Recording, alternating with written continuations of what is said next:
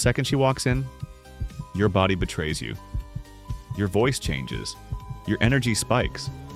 You hold yourself differently, and she already knows it. Before you say a single word. That's not a confidence problem. That's a physiological one, and you can't fake your way out of it. I have a friend, let's call him Brian. There was an attractive intern at his office. During a meeting, Brian decided he was going to play it cool. He wasn't going to look at her, wasn't going to act weird. He was going to be completely normal. After the meeting, a female coworker pulled him aside. "Oh my God, you should have seen yourself in there. You couldn't stop staring at her." Brian hadn't looked at her once, but his body had screamed it anyway. The tension, the overcorrection, the way he held himself in his chair. Every signal said the same thing.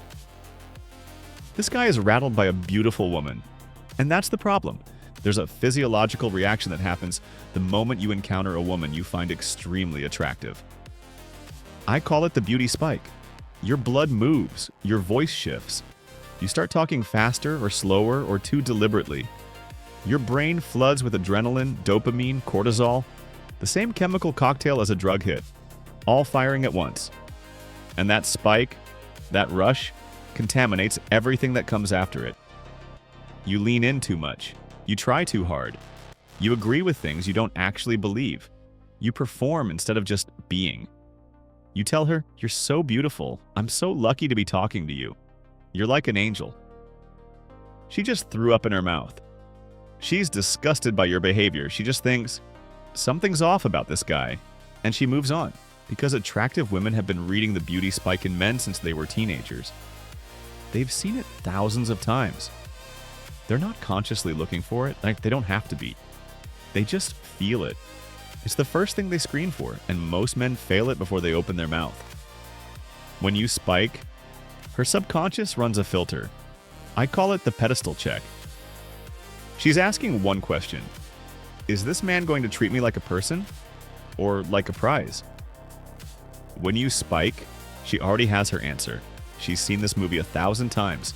She knows you'll overinvest, agree with everything, put her on a pedestal, not challenge her or lead. She's checked out before you finish your first sentence. But when you don't spike, or when the spike comes and passes without driving your behavior, something completely different happens. She thinks, this guy isn't freaking out. He must be used to being around women like me. He's not going to put me on a pedestal. He might actually treat me like a human being. That's when curiosity starts. Not because you said something clever, because your body told her something rare. Now, here's the part most guys get wrong. You can't think your way out of this. You can't read your way out of it. The spike is physiological. The fix has to be too. It works like a drug tolerance. Exposure. Repeated real-world exposure. Not Instagram. Not watching videos. Not visualization. Physical presence. Being in the room with women who trigger the spike. And staying there long enough for your nervous system to regulate. Talk to them at the coffee shop. Sit next to them at the bar. Have real conversations with attractive women. Coworkers, neighbors, friends. Women you have zero intention of pursuing. The goal isn't attraction. The goal is normalizing their presence in your nervous system. And when the spike hits, don't fight it. Don't suppress it. Don't do what Brian did and overcorrect. Name it internally. Just say, there it is.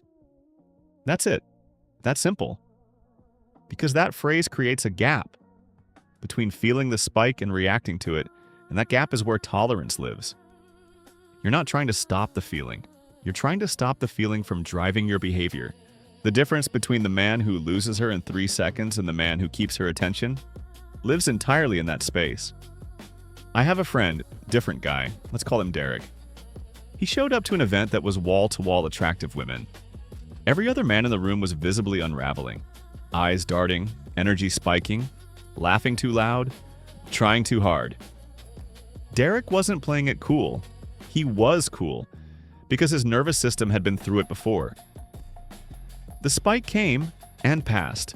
Like a wave he'd surfed 100 times. He didn't approach a single woman that night. Not because he was the tallest, not because he was the richest, not because he said anything clever. 25 of them approached him, because he was the only man in the room whose body wasn't screaming, "I can't believe I'm here." Now, Brian. Last I spoke to him, he'd been doing the exposure work. Low-stakes conversations, no agenda, just normalizing the presence. He said the spike still comes, it always does at first, but now he catches it, names it, lets it pass. "There it is," he said, and then he just kept talking. That's the whole thing. Most guys will watch this and think, the solution is just acting calmer.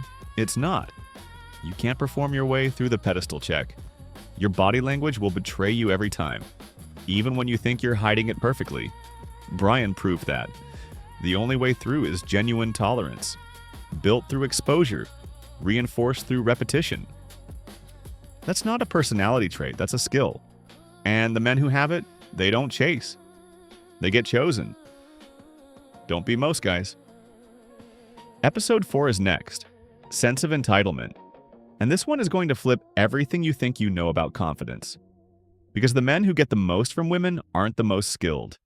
They're the ones who believe they deserve it before they've earned it. That sounds dangerous. It is, and it works. Subscribe so you don't miss it. Drop a comment. Have you ever caught yourself spiking and overcorrecting? I heard you're looking for the gun show. Go away, dork.